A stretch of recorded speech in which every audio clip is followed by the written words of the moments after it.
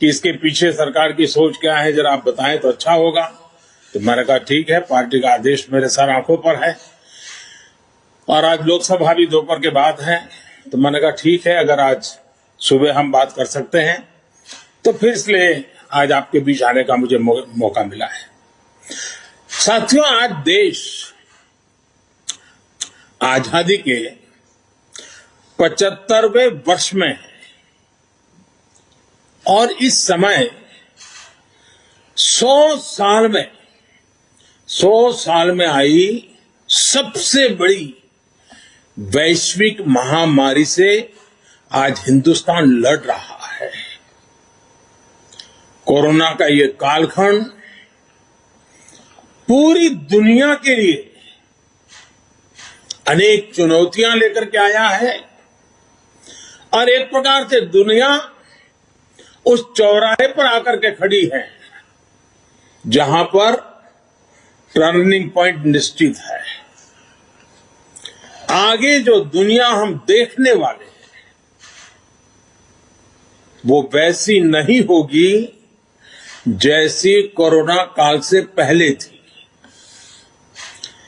जैसे द्वितीय विश्व युद्ध के बाद, सेकंड वर्ल्ड वॉर के बाद पूरी दुनिया में बहुत बदलाव आए, पूरा वर्ल्ड ऑर्डर बदल गया, वैसे ही कोरोना के बाद दुनिया में बहुत सारे बदलाव की संभावना है।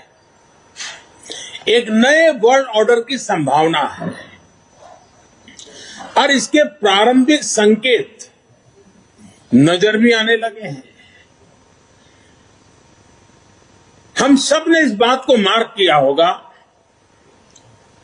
अनेक कोने से सुना होगा, बहुत सी चीजें पढ़ी होगी और आप भी दुनिया में कहीं जाते होंगे, मिलते होंगे तो आप भी अनुभव करते होंगे। आज भारत की तरफ देखने के विश्व के नजरिए में बहुत बड़ा बदलाव आ रहा है। भारत जैसे विशाल देश को, लोकतांत्रिक देश को और इतने बड़े समाज में इतनी बड़ी विविधताओं को संभालते हुए चल रहे देश को अब दुनिया के लोग भारत को अधिक मजबूत रूप में देखना चाहते हैं और इसलिए पूरा विश्व भारत के लिए नए सिरे से जब देख रहा है तो हमारे लिए भी आवश्यक है कि हम हमारे देश को तेज गति से आगे बढ़ाएं, अनेक विविध क्षेत्रों में बदलाव लाएं, मजबूती लाएं। ये समय नए अवसरों का, नए संकल्पों की सिद्धि का समय है। बहुत जरूरी है कि भारत आत्मनिर्भर बने और आत्मनिर्भर तो बने ही, आत्मनिर्भर भारत की नींव पर एक आधुनिक भारत का निर्माण हो। कल जैसा मैंने पहले कहा, निर्मला जी ने जो बजट पेश किया है,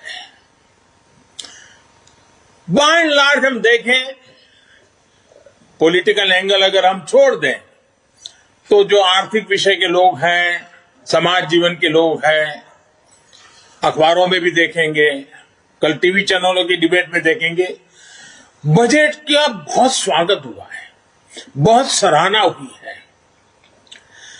और आपने भी देखा होगा कि इस बजट में देश को आधुनिकता की तरफ ले जाने की दिशा में कई महत्वपूर्ण कदम है। साथियों, जब हम आज के बजट की चर्चा करेंगे तो सापेक्ष भी होती है, कुछ तो पुरानी बातों की तुलना करेंगे तब पता चलता है। बीते 7 वर्षों में जो निर्णय लिए गए, जो नीतियां बनी, पहले की जिन नीतियों में गलतियों को सुधारा गया, उस वजह से आज भारत की अर्थव्यवस्था का निरंतर विस्तार हो रहा है।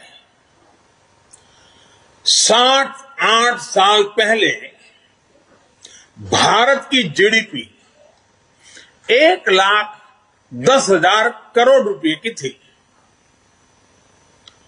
आज भारत की अर्थव्यवस्था 2,30,000 करोड़ के आसपास की है।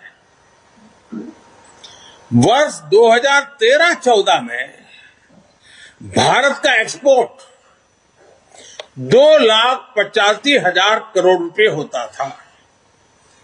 आज भारत का एक्सपोर्ट 4,70,000 करोड़ रुपए के आसपास पहुंचा है। 7 साल पहले करीब $275 बिलियन का विदेशी मुद्रा रिजर्व हमारे देश के पास था। आज देश का विदेशी मुद्रा रिजर्व $630 बिलियन को पार कर गया है। वर्ष 2013 में देश में $36 बिलियन का विदेशी निवेश एफडीआई था। पिछले साल ये $80 बिलियन को पार कर चुका है। कोरोना के इस काल में भी भारत ने अपनी अर्थव्यवस्था की मजबूती से दुनिया का एक विशेष रूप से ध्यान आकर्षित किया है। आज भारत दुनिया के उन देशों में है जहां के इकोनॉमिक इंडिकेटर्स में बहुत तेजी से सुधार आ रहा है और फंडामेंटल्स मजबूत है। इस साल का बजट इसे और गति देने वाला है। साथियों, जब गरीब को मूलभूत सुविधाएं मिलती हैं तो वो अपनी ऊर्जा, अपने विकास, देश के विकास में लगाते हैं। इस बजट का भी फोकस गरीब, मिडिल क्लास और युवाओं को बुनियादी सुविधाएं देने और आय के स्थायी समाधानों से जोड़ने पर है। हमारी सरकार मूलभूत सुविधाओं के सैचुरेशन पर काम कर रही है और यह बात मैंने लाल किले पर से भी कही थी।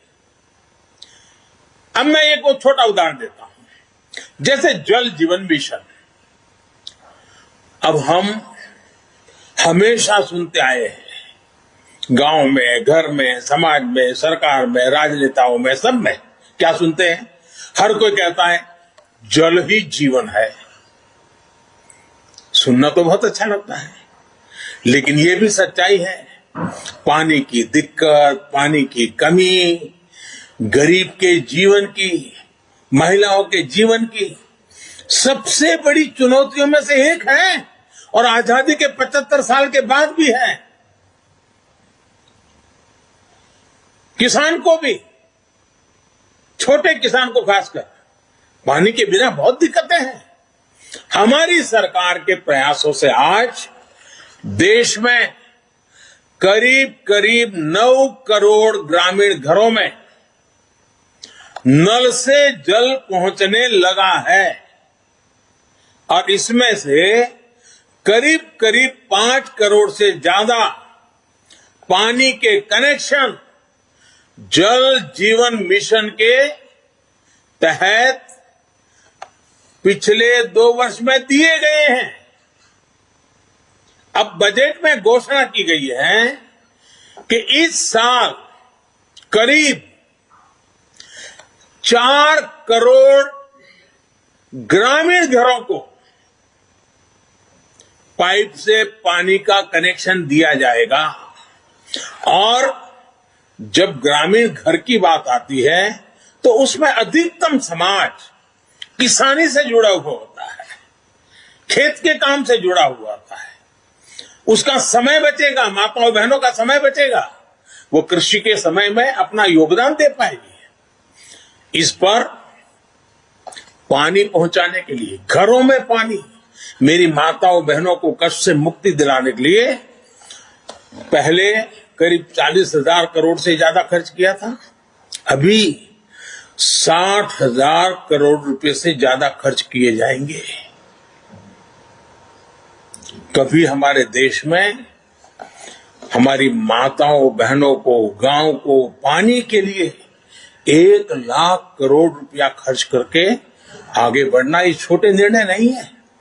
देश के अलग अलग हिस्सों में नदियों को लिंक करने के अनेक प्रस्ताव इस बजट में हैं। विशेष रूप से केन बेतवा को लिंक करने के लिए जो हजारों करोड़ रुपए का प्रावधान किया गया है, उससे यूपी और एमपी के जो बुंदेलखंड क्षेत्र है, हम रानी की झांसी का गर्व करते हैं ना, मैं उस बुंदेलखंड की बात कर रहा हूं। जिस खाजुराहो की चर्चा करते हैं, मैं उस बुंदेलखंड की बात करता हूं। वहां की तस्वीर बदलने वाली, पानी के अभाव में वहां के किसान के नौजवान बेटे रोजी रोटी के लिए कभी गुजरात, कभी महाराष्ट्र, केरल, तमिलनाडु तक जाना पड़ता है।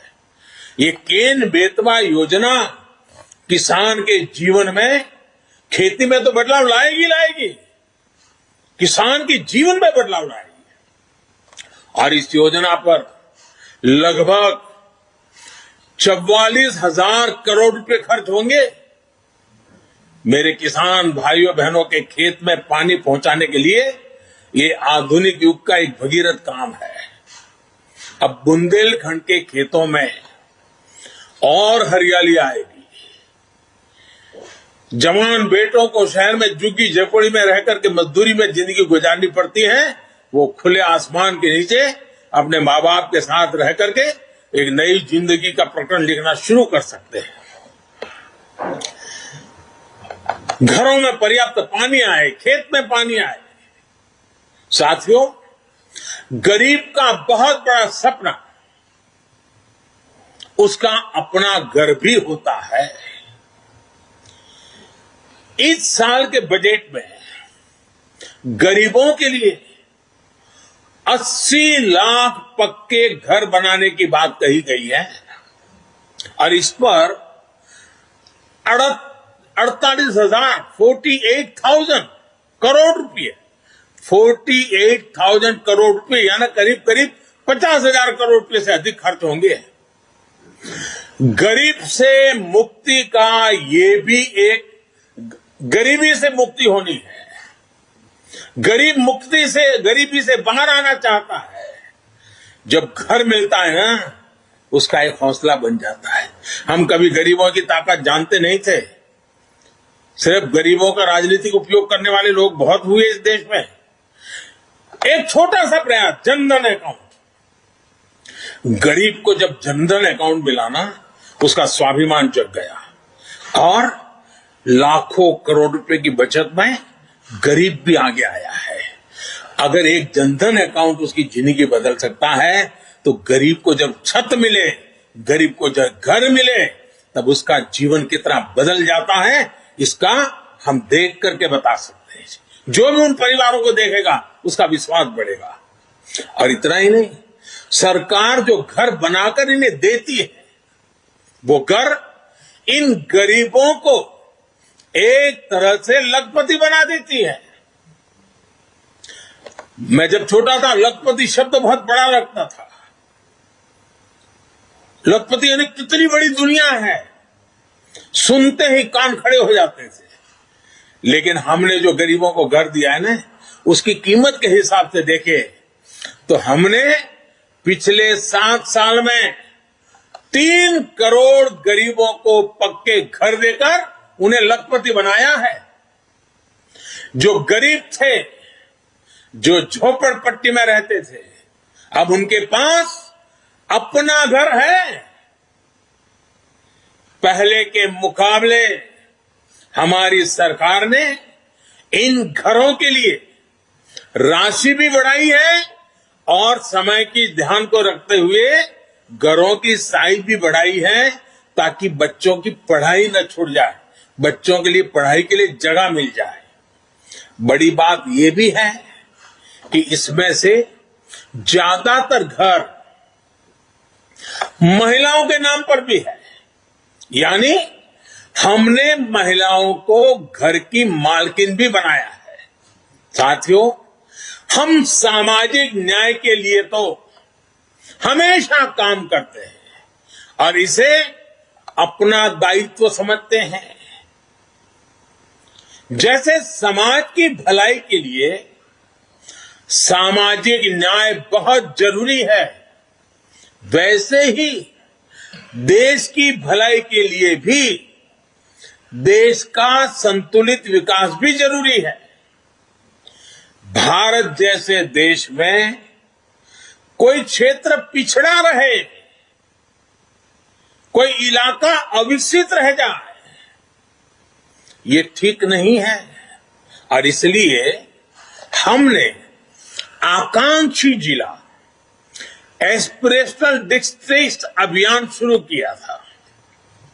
इन जिलों में गरीब की शिक्षा के लिए, गरीब के स्वास्थ्य के लिए, गांव की सड़कों के लिए, बिजली पानी के लिए जो काम हुए, उसकी प्रशंसा संयुक्त राष्ट्र ने भी की है। अब इस बजट में घोषणा की गई है कि आकांक्षी जिलों में राज्यों के साथ मिलकर आकांक्षी ब्लॉक प्रोग्राम चलाया जाएगा, यानी उसे और नीचे ले जाया जाएगा। यानी विकास का लाभ आखिरी छोर तक पहुंचाने का एक वैज्ञानिक तरीका है और धन का सदुपयोग करने का, संसाधनों का ऑप्टिमम यूटिलाइजेशन करने का और फोकस एक्टिविटी करने का रास्ता है। ग्रामीण क्षेत्रों में ब्लॉक स्तर पर जरूरी सुविधाएं पहुंचे, इस पर सरकार का जोर है। साथियों, राष्ट्र की सुरक्षा के लिए हमारी सेनाएं, एयरफोर्स हो, नेवी हो, आर्मी हो, हमारे जवान दिन रात डटे रहते हैं, जान की बाजी लगा देते हैं। लेकिन यह भी सच्चाई है कि हमारे सेना के जवान जो सीमा पर तैनात है, हमारे सुरक्षा बल के जवान जो सीमा पर तैनात है, उनको वो सीमावर्ती जो गांव है ना, वो भी एक प्रकार से किले का काम करते हैं और उन सीमावर्ती गांवों का देशभक्ति का जज्बा भी अद्भुत होता है। अभावों के बीच, संकटों के बीच, मुसीबतों के बीच सीमा पर रहने वाले छोटे गांव के लोग दिन रात देश की रक्षा के लिए सजग रहते हैं। अब समय आ गया है कि हमें हमारी राष्ट्र रक्षा की जो नीतियां है, उसमें सीमावर्ती गांवों के नागरिकों की शक्ति को पहचानना होगा, उनके अहम रोल को जानना होगा। और इसलिए हमने ध्यान आकर्षित किया है कि सीमावर्ती जो हमारे आखिरी गांव है हिंदुस्तान के कोने कोने में, उन गांवों को विकास की यात्रा में पीछे नहीं रहने देना है। इस वजह से हम वर्षों से सीमावर्ती गांवों से पलायन होते भी देख रहे हैं। किसी भी देश की रक्षा के लिए यह पहलू ठीक नहीं है। इस बात को समझते हुए सीमा पर मौजूद गांवों के विकास के बारे में नए सिरे से सोचा गया है। एक होलिस्टिक अप्रोच के साथ हम आगे बढ़ना चाहते हैं। ऐसे गांवों में हर प्रकार की सुविधा हो, बिजली हो, पानी हो, सड़क का इंतजाम हो, इसके लिए बजट में विशेष वाइब्रेंट विलेज प्रोग्राम का ऐलान किया गया है। हमारे अनेकों सीमावर्ती गांव टूरिस्ट स्पॉट बन सकते हैं। वहां हम अच्छे प्रकार से होम स्टे का एक पूरा नेटवर्क खड़ा कर सकते हैं, जो हमारे लोगों को रोजी रोटी मिले। प्रकृति प्रेमियों के लिए भी ये हमारे सीमावर्ती क्षेत्र हैं, वो आकर्षण का केंद्र बन सकते हैं। और मैंने तो गुजरात में कच्छ में रणोत्सव करके देखा है कि अगर उन आखिरी गांवों को हम वाइब्रेंट बना दें तो सुरक्षा की दृष्टि से भी बहुत लाभ होता है। अब हमारा उत्तराखंड देखिए, उसकी सीमा ऊपर के गांव, हमारा लेह लद्दाख देखिए, हमारा अरुणाचल देखिए, ये वाइब्रेंट विलेज प्रोग्राम इन सभी गांवों को बहुत मदद करेगा। इसके साथ साथ होलिस्टिक अप्रोच होने के कारण एनसीसी का भी एक नया विचार हुआ है। एनसीसी के लिए खर्च होता है, बड़े शहरों में एनसीसी होती भी है।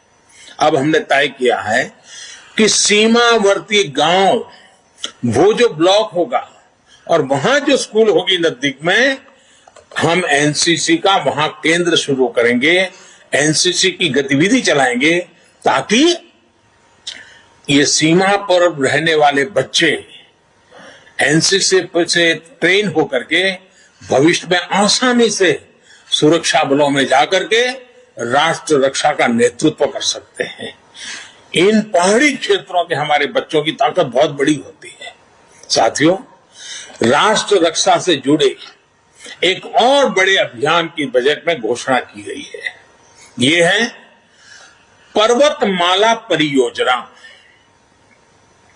ये हिमालय के क्षेत्रों में आधुनिक कनेक्टिविटी और आधुनिक इंफ्रास्ट्रक्चर को विस्तार देने वाली है। इससे पहाड़ों में आवाजाही भी आसान होगी, टूरिस्टों के लिए जाने की सुविधा तो होगी। वहां अगर तीर्थ क्षेत्र है तो वहां जाने वाले तीर्थयात्रियों को सुविधा होगी, लेकिन साथ साथ हमारी सेना को तो लगातार उन क्षेत्रों में जाना होता है, उनके लिए भी ये बहुत सुविधाजनक होगा। इसका बड़ा लाभ हमारे हिमाचल, उत्तराखंड, जम्मू कश्मीर, लेह लद्दाख, नॉर्थ ईस्ट के हमारे कुछ क्षेत्र, वहां के भाइयों बहनों को मिलेगा। हमारे पहाड़ों के लोग बहुत प्रतिभावान होते हैं। नमस्कार, मैं हूं मानक गुप्ता। अगर आपको हमारा ये वीडियो पसंद आया हो तो इसे लाइक और शेयर जरूर करें, और हां, हमें सब्सक्राइब और फॉलो करना ना भूलें, ताकि आप देश और दुनिया की कोई खबर मिस ना करें। तो जुड़े रहिए हमारे साथ और देखते रहिए न्यूज़ 24।